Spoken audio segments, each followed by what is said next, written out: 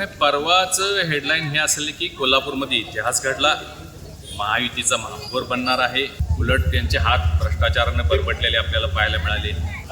महाविकास आघाडीचं सरकार असताना त्यांची जी भाषा होती ते खूप गर्विष्ठ आहेत, खूप उर्मीतून ते बोललेले होते. अनेक लोकांना धमकवण्याचं काम त्यांनी केलेलं आहे, त्यावेळी केलं होतं. आणि त्यावेळी आमची परिस्थिती होती, पण आम्ही त्यावेळी कधी असं म्हणलो नाही की आम्ही एकटं पडलो, आम्हाला मदतीची गरज आहे आणि आव्हान, आम्ही असं काहीच केलं नाही. आम्ही लोकांच्यावर विश्वास ठेवणारे लोक आहोत. हे कालचक्र आहे. आज तुमच्याकडे सत्ता आहे, पण हे आज मावळलेला दिवस उद्या उगवत असतो. त्या दृष्टिकोनातून आज नवीन दिवस उगवलेला आहे. आता हातात काय नसल्यामुळं अशा पद्धतीनं लोकांना धमक्या देणे, भावनिक आव्हान करणे, रडणे ही त्यांची कायमची पद्धत आहे. आणि कोल्हापूरकर ते जाणतात, त्याला लोक थारा देतील असं मला वाटत नाही. त्यामुळे फार काय अडचण येणार नाही. आम्ही ज्या पद्धतीनं नगरपालिकेमध्ये उद्या होणाऱ्या महापालिकेमध्ये जो यश आम्हाला माहितीला मिळेल, त्याच पद्धतीचं यश आम्हाला जिल्हा परिषदमध्ये सुद्धा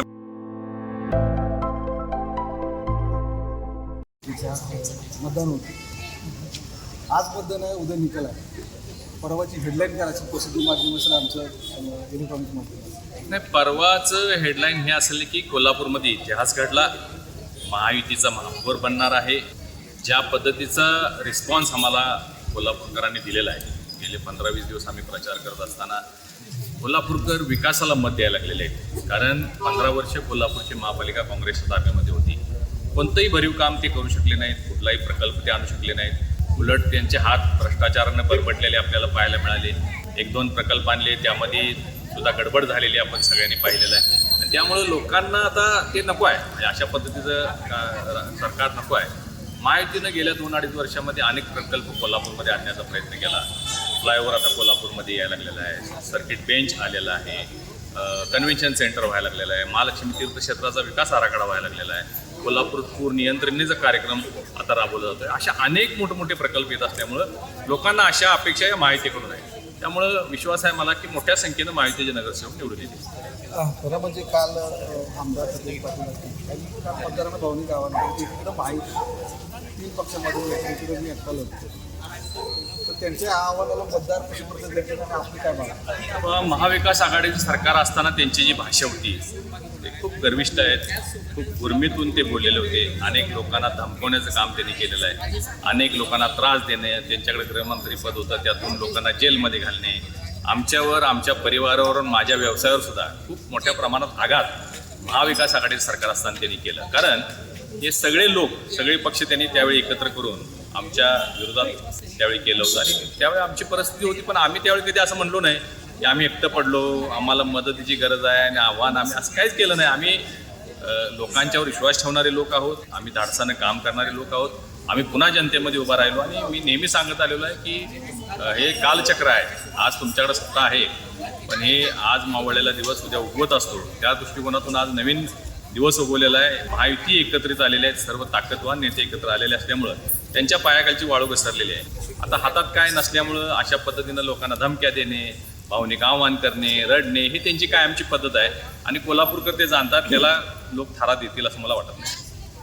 एक महत्त्वाचा प्रश्न, थेट पाईपलाईन योजनेचं ज्या पद्धतीनं आमदार सचिन पाटील प्रेझेंटेशन केलं, त्यावर आपण एक परवाच्या मेळाव्यामध्ये एक वाक्य वापरलं की कोल्हापूरचे राहुल गांधी असतात.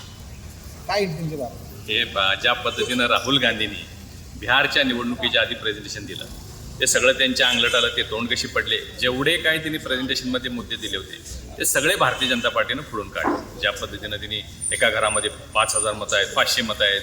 त्यानंतर त्यांनी आणखीन काही स्टंट केले, एका नाल्यामध्ये उडी मारली, म्हणजे नदी समजून त्यांनी नाल्यात उडी मारली आणि लोकांना काहीतरी वेगळं करण्याचा प्रयत्न केला, इव्हेंट केला. पण बिहारचा निकाल तुम्ही पाहिला, पूर्ण काँग्रेस बिहारमधून साफ झालं, 4-5 जागा आल्या, एवढ्या मोठा राष्ट्रीय पक्ष. त्याच पद्धतीचं त्यांची स्टाईल कॉपी करण्याचं काम आमदार सतेज पाटील करत आहेत. तुम्ही बघितलं असेल की ते KMTमध्ये गेले, ते म्हणजे रंकाळ्यावर लोकांना भेटायला गेले. 15 वर्षात ते कधी गेले होते का रंकाळ्यावर भेटायला? 15-20 वर्षात ते कधी KMT बसमध्ये गेले होते का? तशा पद्धतीचा स्टंट त्यांनी केला. शिवाय थेट पाईपलाईनचं जे प्रेझेंटेशन त्यांनी दिलं, त्यामध्ये ज्या पाण्याच्या टाक्या त्यांनी दाखवल्या आणि त्याचा उल्लेख केला की कावळा नाक्याची टाकी, याचं पाणी खासदार पितात, आमचं घर कावळा नाक्याच्या परिसरात असल्यामुळं. परंतु ती टाकी गेले 10 वर्ष बंद आहे आणि त्याच्या पाडायची, निर्लेखनाची ऑर्डर झालेली आहे. कोल्हापूर थेट पाईपलाईनचा जो विषय त्यांनी मांडला, त्याची डिस्ट्रीब्युशन सिस्टीम लागते. त्यासाठी 14 पाण्याच्या टाक्या कोल्हापूर शहरामध्ये अमृत योजनेतनं उभा करण्याचं काम आमचं सरकार, मोदींनी जे सरकार करायला आहे ते काम अजून पूर्ण व्हायचं आहे. आणि हे काम पूर्ण झाल्यानंतर थेट पाईपलाईनचं पाणी या 14 टाक्यांमध्ये जाईल आणि तिथून डिस्ट्रीब्युशन सिस्टम होईल. 14 टाक्याच अजून पूर्ण नसतील तर डिस्ट्रीब्युशन कसं होईल, कसं कोल्हापूरकरांना पाणी मिळेल? हे कायमपणानं खोटं बोलतात आणि शुद्ध फसवणूक लोकांची करण्याचा प्रयत्न करतात. जर ते पूर्ण झालं असतं तर आज सुद्धा तुम्ही प्रत्येक आठवड्याला बघा घागर मोर्चे निघतात, महिलांचा आक्रोश मोर्चा निघतो, महिला रस्ता रोको करतात. हे कशासाठी होतंय? जर तुमची थेट पाईपलाईन परिपूर्ण असेल तर आठवड्यातून 2 दिवस कोल्हापूरकरांना पाणी मिळत नाही, वेगवेगळ्या भागामध्ये पाणी मिळत नाही. म्हणजे अपूर्ण आहे. परंतु आता त्याच्या खोलात न जाता आम्ही लोकांना विश्वास दिलेला आहे 1 वर्षाच्या आत या सगळ्या व्यवस्था पूर्ण करून स्वच्छ आणि मुबलक पाणी आम्ही कोल्हापूरकरांना देऊ अशी आम्ही ग्वाही लोकांना दिलेली आहे. एक महत्त्वाचा प्रश्न आहे की 16 तारखेपासून जिल्हा परिषदच्या आणि पंचायत समितीच्या निवडणुका जाहीर केल्या आणि 5 फेब्रुवारीला मतदान आहे. एकंदरीत हा निवडणूक आयोगाचा जो निर्णय आहे म्हणजे कमी कालावधी, तर जिल्हा परिषदच्या अनुषंगाने मतदारसंघ जे गट आहे घनसंख्या ती मोठ्या प्रमाणात आहे, उमेदवारांना फिरायचा आणि मतदाराच्या पोहोचण्याचा कालावधी कमी आहे. निवडणूक आयोगाचा हा जो निर्णय याच्याबद्दल आपण कसं सांगाल आणि आपल्या माहितीकडून काय रणनीती असेल जिल्हा परिषद? निवडणूक आयोगाला यामध्ये दोष देता येणार नाही. या सगळ्या निवडणुकांच्या प्रक्रिया होत्या त्या सुप्रीम कोर्टामध्ये होत्या. सुप्रीम कोर्टाने 31 जानेवारीची डेडलाईन दिलेली होती, आपल्याला सगळ्यांना ज्ञात आहे. आणि त्यामुळे या निवडणुका घेण्यासाठी सरकार बांधलेलं आहे, निवडणूक आयोग बांधलेला आहे. आता परवा जे हिअरिंग झालं त्यामध्ये ती मुदत वाढवून 15 तारखेपर्यंत केली, 15 फेब्रुवारीपर्यंत केलेली आहे. परंतु 15 फेब्रुवारी सुद्धा घेता येणार नाही, कारण 8 फेब्रुवारीपासून वेगवेगळ्या पद्धतीच्या परीक्षा महाराष्ट्रात सुरू होत आहेत. परीक्षा सुरू झाल्या की निवडणुका घेता येत नाहीत. त्यामुळे या निवडणुका थोड्याशा प्रिपोन करून कमी वेळेत घ्यायची सुप्रीम कोर्टाच्या आदेशाला आपल्याला बांधील राहावं लागेल आणि त्या दृष्टिकोनात ही निवडणूक 5 तारखेच्या आधी होते. परंतु मला एवढं सांगायचं, निवडणुकीचा कालावधी जरी कमी असला तरी गेले 5-10 वर्ष आमचे सगळे पदाधिकारी कार्यकर्ते भारतीय जनता पार्टीचे या निवडणुकीची तयारी करतायत. लोकांच्यापर्यंत शासनाचे निर्णय, लोकांच्यापर्यंत शासनाच्या सगळ्या योजना पोहोचवण्याचं काम करतात आणि सगळे सज्ज आहेत. त्यामुळे फार काय अडचण येणार नाही.